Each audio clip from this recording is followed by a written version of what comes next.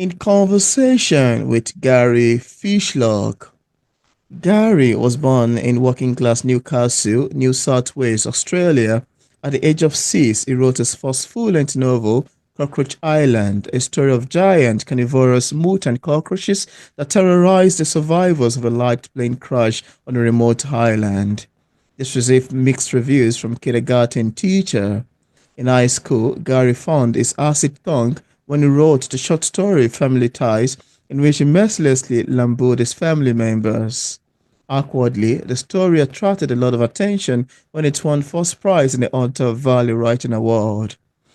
After studying drama, Gary tried his hand as a playwright. This led to Nobos's Fault, a one-act play examining fractured family relationships against the backdrop of the 1989 earthquake in his home city. At the age of 32, Gary came out as gay on national television when he appeared on 60 Minutes to defend his decision to donate sperm to a lesbian couple. This was following his autobiographical article in the gay press, The Diary of a Sperm Donor, which upset conservative Australia. 2 years later, his children's story, Mimpy and the Fainting Goat, shone a light on another misunderstood group in society, goats that faint. The sequel to this, Mimpy and the Kama Lama, explored issues of telling the truth, being kind, and why spitting in people's faces is bad manners. This was followed by two more full-length novels, both unpublished. The first of these, Axon the Yak, is a wisecracking contemporary comedy which gave rise to Gary's alter ego as a yak, a sarcastic bovine who provides online advice to hundreds of troubled readers at Dear Yak. The second is Too Gorgeous to Kill, an Agatha Christie-inspired murder mystery set in the 1980s Sydney. Gary is currently seeking representation to have Too Gorgeous to Kill published. Gary has two children and lives in Sydney. He has his own Tupperwares. And on today's episode of Auto Interview, it's my utmost pleasure, joy, and excitement to have on the show today Gary Fishlock. How are you doing, Gary? I'm good, Peter. How are you? Nice to be here. I'm very great to have you on the show, really. You have such an amazing trunkload of bios in it. Thank you so much for coming on. So, Gary, I need to say that I love the description page of your children's book, Mimpy, at the Fainting Goat in Amazon, and I would like to ask how the book came about. What inspired you to write Mimpy and the Fainting Goat? Okay, well, Mimpy is actually the name of a childhood toy from way back. In fact, this is him now. I've brought him with me. Oh, He's as you can see, wow. he's a panda, a little Wow. bit moth-eaten now, but we all get that way, I suppose. So back in school, I used to actually write stories about Mimpy as a child and draw comics as well. And these were really popular. And in the last couple of years, after writing stories for adults, I Mm. decided to come back to Mimpy and try writing for a different audience. And so that's how Wow. Mimpy and the Fainting Goat came out. And also, I knew about fainting goats and thought they were kind of fascinating and interesting and a bit sort of a bit sort of misunderstood as well. So I thought that makes for another good character as well. That sounds like an amazing way into becoming a writer. And I like the fact that you had to show that to the camera. Is that Mimpy on itself? Is that Mimpy? Oh yeah, that's Mimpy. That's Mimpy. Oh, hello, Mimpy. Can you say something? Yeah, he's quite old now. He's sort of falling apart. I don't know how obvious that is, but I've had him for since I was 3. Really? So he's a bit of a deity in our family, and Oh, so wow. that's the And first. that's same That's in the cover. Yeah. yeah. That's my sort of slightly comic book style. Because I did the illustrations as well for these. Oh, I engaged a digital artist to digitize the illustrations, but I did the illustrations because I was also, as a child, as well as writing the stories about Mimpy, I was drawing drawing comic books as well. that's interesting. Thank you. Thank you for sharing. Love the sound of it. And also, you also have another title in the name of Mimpy and the Kama Lama. For I readers who do. haven't read that yet, And without giving Yes. much information away, do you have a sneak of what you had expect in terms of teams picking up that as well? Yeah, well, this one kind of it's the same length as the first one, and this picks up where the first one left off. So it's got Mimpy and the Fainting Goat characters, but there's also a third character in this one, this very mysterious entity called the Karma Lama. And so there's a little bit more going on in this one since there's that extra character. Um, and the themes of this one are more about telling the truth Mm, and being who you really are. Whereas mm, this one, the first one, the themes are technology addiction and bullying, two issues that are kind of fairly hot potatoes mm. in the world at the moment for kids. That's amazing to know. That's quite great to know. Thank you so much for sharing. I mean, I love the sound of this book so far. This sounds great to me. Yeah, yeah. And also, I'd like to ask you, having published in the genre of children's literature, I would like to specifically ask what inspired you to write in this genre of literature? What's the inspiration choosing the children's way? Well, it was a few things. It was kind of also, it was partly harking back to Mimpy, Yeah. who was kind of, goes way, Mimpy and I go way back to begin with. And so it was kind of coming a bit full circle, like Mm, returning to writing about this character who I was writing about when I was a kid. mm, And also, the other reason, those two other unpublished novels that you mentioned in the bio, um, the reason I branched into these books was because the first one, Asking the Yak, I finished that and then I tried to get it published and realized, oh, hang on, this is it's too difficult to define. It's not clear enough as what the genre is, and so oh, it's not really going to be an effective breakout novel, like debut novel. And so oh, then I thought, well, I'll write a murder mystery because I like murder mysteries, and I used oh. to write them also when I was a kid, when I was a teenager. And I thought, well, that's got a better chance of being a debut novel because Mm, it's easy to say what it's about. It's a murder mystery. People know what that means. And so I finished that and I still had trouble getting anywhere with it. And so then mm. I thought, okay, I'll go back even further and Yeah. I'll go back to these because that's even easier to describe. It's a very specific genre, even though I hadn't really written as an adult Mm, in that genre before. So it was kind of doing this, hoping that these would become their debut, and on the back of these, the mm. other ones would follow. So if that makes sense, it was kind of that's how I got to these. Interesting. Interesting. I was going to ask you, do you have another one that you're currently working on the Meepin series? Apart There from is a Meepin third. and the Fainting Goat and Meepin and the Karma Llama, do you have another one Yes, currently upcoming?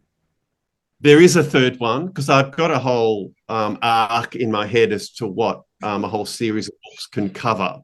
So I've Wow. got like the macro as well as the micro in my head in terms of what each book can still work as a standalone, but also part of a series. And so I've got this sort of thing in this arc in my mind. The Mm, third book, which I'm still sketching out, is wow. called Mimpy Bin Chicken, Oh, which is where interesting. it's another character. The bin chicken is just an Australian nickname for a particular bird that we have over here. I think it might be in South America too. I don't. They're not native to Australia, but we have Oh, lots of them, and they're called bin chickens because they hang around bins and eat food and toss wow. stuff out of bins. Yeah. And they're another misunderstood animal. um, and Wow. so I thought that might be another interesting character, but that story is still being sketched out. So it's nowhere near ready yet. But that will be number three. Wow. That's quite amazing to know, really. I love your take on that. Sounds quite great and quite fun to me. Thank you for sharing. Yeah. Thank you. I wanted to ask you, how have you been promoting the two books so far, the two main pin books? I'm Well, curious. since I self-published both of these, Yeah. and because the main difference with that is you've got to do your own marketing instead of Yeah. being kind of done by the machine. And I'm not a marketer. I don't like to make a noise. I don't like to push myself. Yeah. So what I've been doing, but I also understand that you still need to get it out there somehow. And so what I've been doing, and I started with the first book because the second one wasn't published yet. I was just printing multiple copies because it didn't cost much to make a copy, about $5 at the time, and making donations to little book libraries. In Australia, they're called little street libraries. I don't know if you have them in Nigeria there. Some countries have them and some don't. It's a really big movement in North America, but I was in Europe last year and noticed the movement hasn't really taken off over there. What they are is they're just little boxes with a little roof and a little door that opens up, and people donate books. Instead of throwing the books Wow. away, Interesting. people donate books for free. And Wow. anyone, any passerby can look through the books and take a book or take several books. And people are encouraged to also donate books, but you can take a book without donating a book. And Mm. so there's about 5,000 of these street libraries across Australia, and anyone can have one. Anyone can be the curator or the steward of one, and they're Wow. usually outside the front of people's houses so that Wow. anyone walking past can access them. It's quite common for them to be out the front of a preschool or a kindergarten. Sometimes churches have them out the front. They're very community. And also people, there's a particular kit that you can put together with a standard style, which is just like a box with a kind of a roof and the Mm. door that you open. They're the common, that's the basic style, but people make their own as well, often using recycled materials or old sort of bedroom cabinets, or I've Mm. seen some old microwaves, Yeah. all kinds of things there. So people recycle. So it's very much the whole movement. It has books at the center Wow. of it, but it's also very much about community and also very much about recycling, reusing, because that's what is happening with the books. But also the little libraries themselves are made out of recycled materials or Mm. recycled pieces of furniture. So it's very much about that circular economy thing happening. Yeah. And so they're everywhere. In Australia, they're just everywhere. And so I Mm. thought that's what I can do. I can start donating copies of these, one per library, to street libraries. And so I've been on the last more than 2.5 years, I've been all across Australia to different Wow. cities and towns, like remote areas, big cities, and everywhere in between, Mm. mapping out. Of course, there's a website that has the address of every Mm. street library. It has like a map, so you can know how many there are in a particular town or city, and you can kind Yeah. of map it. And so that's what I've been doing. I've been donating copies of this, and then last year when this got published, this Yeah. took over. That was the one that I was donating. And so Wow. far, I've donated copies to 1,117 different street libraries across Wow. every state and territory in Australia. Wow. Yeah, so I've been calling those Mimpy Blitzes because the book's about Mimpy and we're blitzing the street libraries. And so that's how that name has come about. I'll sort of, and I've yeah, Brisbane is the only Australian capital city that I haven't been to yet with the books, but that's planned for next month. So it's Mm. been a really it's turned into a bit of a travel log as well, because of this, I've gone to places in Australia I've never been to before. It's like kind of Mm. a cool reason to visit a place, to drop off copies of the book in just into local street libraries while also seeing Mm. that town or city. So Yeah. it's kind of turned into the story itself, if that makes Yeah. sense. And Oh, it suits me too, because like I said, I don't like making a noise, and I'm a bit skeptical of social media. I'm not big on social media, but this suits me really well as a way. I call it my stealth marketing campaign, because I just do it quietly in the background, and people find the books and they read, and I'm assuming they're reading them, but I'm not having to make a loud noise to get them out Mm. there. I just need to travel a lot, by Yeah. car or flying or whatever. And when I started doing it, I was just on foot. I didn't have a car then. Mm. And so I was doing my local area, parts of Sydney, just catching the train to different parts of Sydney and doing Wow. the street life on foot in the rain or in the heat or whatever. But I've expanded since then. I've got a car now as well, and I've gone um, I've gone into the outback, the Australian outback. I've been into the rainforests, Mm. touristy towns. I've been to Adelaide, Melbourne, Perth, like all over, all over. And so that's been a lot of fun. It's been like a little project in its own right. But technically, the Yeah. reason for it has been to get the books out there, literally Absolutely. the street level where the people are. Yeah. Oh, wow. I love your take on that. Sounds to me to be quite great, quite exciting, quite wonderful. And I love your in-depth answers to these questions. You've got an amazing way of promoting Mimpin book so far. And to hear about this section where you can donate book, it's very lovely. It's a lovely innovation. Whoever brought up that concept did a great job. Yeah. It's a great idea, isn't it? It came from America, and Mm. someone who lives in my suburb here in Sydney brought the idea back to Australia with him about Wow. 8 years ago. And so the movement in Australia started here in my suburb, Newtown, which is in the middle of Sydney. And so there's more street libraries here in my neighbourhood than anywhere else in Mm. Australia. Yeah. But of course, it's such a great idea. People have picked up on it. And it's got a little bit of media publicity over the years, like the Mm. movement, the street library movement. And so people have made their own street libraries all across the country. So it actually started just around the corner from where I live. But Mm. it's a great movement. It's everything about it works. It's about giving, Yeah. no money's involved. It's about donating, and especially with cost of living for so many people, Yeah. it's people who have kids. It's a way to access free books. Basically, a lot of these street libraries have got a children's section.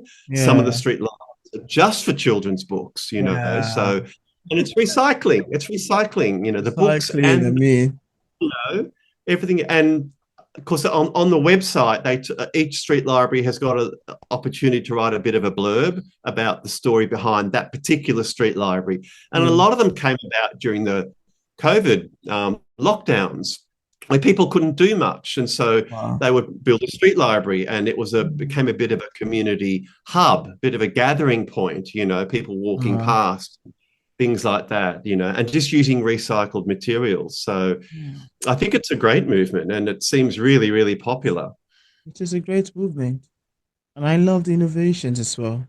Thank you for Maybe sharing. you could start it in Nigeria. Do you have you noticed these I street don't think libraries? there is any like that. Hilariously, there is none. Maybe you could start it, because I was in London last year and in Rome and Paris, and there are a few street libraries there, but I had to work really hard to find them. The movement really hasn't caught on, which is Wow. interesting. At the same time, I was in Canada in that same trip, and they're everywhere in Canada. Uh, So it's started in North America and they're everywhere. oh, And wow. if someone from there brought them over to Australia, they're everywhere in Australia. But other Wow. countries, like countries in Europe or Nigeria, don't really have it yet, or have only Mm. got one or two. So the Mm. movement hasn't reached a tipping point yet in Yeah, those countries that's a for some very good reason. innovation. I'll think about that. Yeah, yeah, yeah. Thank you for sharing. And now, could you tell us what publishing is like for a published author like yourself? Are there any challenges you've encountered in the process of writing these books and also ever since they got published? Well, my situation is quite specific to me because I Mm. self-published, and part of the reason I did that was because it was an option that suited me really well, Yeah. because I had the money to do it, but also I wanted to retain creative control, and that was largely because of the illustrations. I wanted the illustrations to be my illustrations, and Yeah. if I been picked up by a traditional publisher for these, that probably wouldn't have been the case. They would have probably got their own person to do the illustrations. And because I'd been drawing Mimpy as a kid, I sort of thought, I can't have someone else doing these illustrations. It has to be me, And so self-publishing was perfect for me for those reasons. I got to, and I was lucky enough to find a self-publishing company that was local, who were really good, very professional, very lovely to deal with, very friendly. And so I worked closely with them for both of these books. And that was, it was fun. It was fun. I was lucky. So if anyone else is thinking of, especially with a children's book and especially with something that involves illustrations where you'd like to be doing them yourself, self-publishing is a great option because you can do that. And you can always branch out into traditional publishing down the track if that's what happens. It doesn't exclude that possibility. But I would just suggest do your research properly when you're researching, because there's a lot of companies out there now who offer self-publishing services, and some are really good and some aren't very good, and there's everything in between. So I was just so lucky that I found this really good one without having to search too hard. I just knew I'd found the right one from the beginning. And I was proved right because they were a joy to deal with. And the final results were exactly as I wanted them to look, I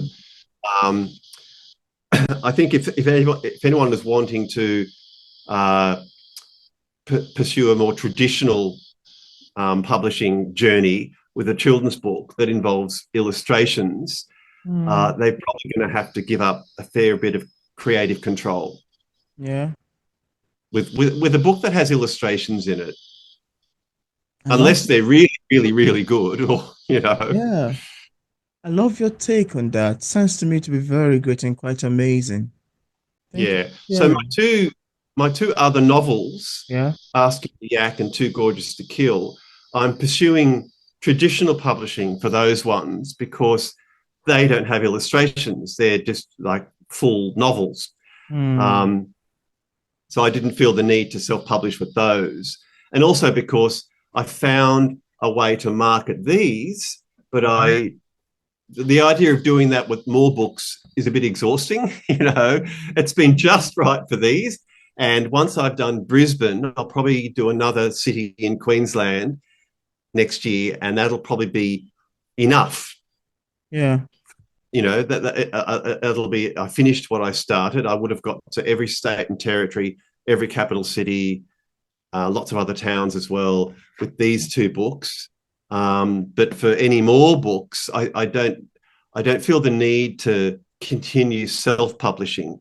But I'm focusing more on my crime novel, Too Gorgeous to Kill, at the moment, while still doing these drop-offs, these trips to Brisbane next month as more of a hobby now, because I still have about 70 or 80 copies left to get rid of, to donate. But I am focusing more on my crime novel, just seeking representation for that. Oh, wow. I love your take on this. Sounds to me to be quite amazing, quite great, quite awesome, and quite lovely. And I can go on and on and on and on and on. Now, I'd like to ask you, would you like to read a short section of your book to the audience? Do you have any particular section you'd like to read? I suppose I could, yes. I'll read from, this is the second one, the most current one. The reading. I don't think it needs much context to be given. I'll just read out. See, okay. Okay, Mimpy, that's Mimpy. Mimpy. And he's now friends with the fainting goat, Cormac, who he met in the first book. They met in the first book. Yeah, so Mimpy saved Cormac from being bullied, and Cormac saved Mimpy from his technology addiction. So they helped each other, and now they're friends. And so this second book picks up where this one left off. And so the only thing that's happened so far is they went for a walk in the park, really hot day. Mimpy went to buy some bottled water for them. There was Mm. only one bottle left. He drank it on his own in the shop and didn't tell Cormac. And in other words, he lied to his friend. Oh, So that's wow. what's happened. That's what's happened in the first 2 pages. Oh, wow.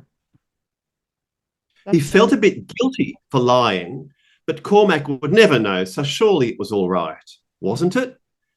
That night, a sound in Mimpy's bedroom woke him up. He could see a tall, shadowy figure standing next to the bed. Who or what was it? Mimpy quickly sat up in bed and turned on the lamp. The mysterious visitor was a llama wearing beads and a purple cloak Mm. and dark glasses, even though it was nighttime. Who are you? Said Mimpy. What are you doing here? The decorated llama stared at him for a moment or two. Then he said in a low, mysterious voice, I am the karma llama. Mm. If you get yourself some bad karma, I will visit you to teach you a lesson. Mimpy thought he must have been dreaming. He rubbed his eyes. The karma llama was still there. Wow. What are you talking about? Mimpy said. The karma llama looked Mimpy in the eye. You lied to your friend Cormac today, he said. You drank the last water while he went thirsty. Not cool. And the karma llama spat in Mimpy's face. Ew, cried Mimpy. That's disgusting. He wiped at his face with some tissues. He Mm. saw that the spit was green, which was even more disgusting. I don't Yeah. know if you can see this on the video, but they're the two illustrations that go with that scene. Yeah, I can see. Beautiful. So I drew them, and then Wow. the artist, she turned them into digital versions, but she was amazing. She added all the texture and the shadow, and she did a really good job. Wow. So I'll just finish that scene. Mimpy ran into the bathroom and washed his furry face under the tap. Then he went back to the bedroom, drying himself with a towel. You're crazy, he said. You can't go around spitting at people like that. But the Mm. karma llama had already vanished. Wow. I love your So that's what the karma llama does. I love your description of that. Seems to me to be quite amazing and quite great. And just in case we have some viewers who are currently watching this interview, I would love to get a copy of Mimpy. On what platform are they available on for purchase? Oh, they are just the usual places: Amazon, Amazon UK, Amazon Australia, Amazon America, Amazon and Canada. a lot of yeah, and a lot of the local bookstore, the book chains like Waterson's in the UK and Angus Mm. and Robertson, and it's if you just Google Mimpy and the Fainting Goat or Mimpy and the Karma Llama, it comes up with the wherever you can get them from. Interesting. And I left a link in the description part of this interview where interested viewers can get a copy of Gary Fishlock's books directly on Amazon and Barnes& and Nobles on his website and also another platform. I also left links to social media pages for possible followings. So thank you so much, Gary, for accepting the invitation to be featured on P English Literature. I must say this is more than awesome. Very great, quite exciting having this conversation with you. Thank you so much for coming on. Thank you. It's been fun. Thank you for having me. Yeah, it's my pleasure as well. Oh, and Mimpy said thank you as well. Hello, Mimpi. Mimpi looks great. Looks handsome. Thank you.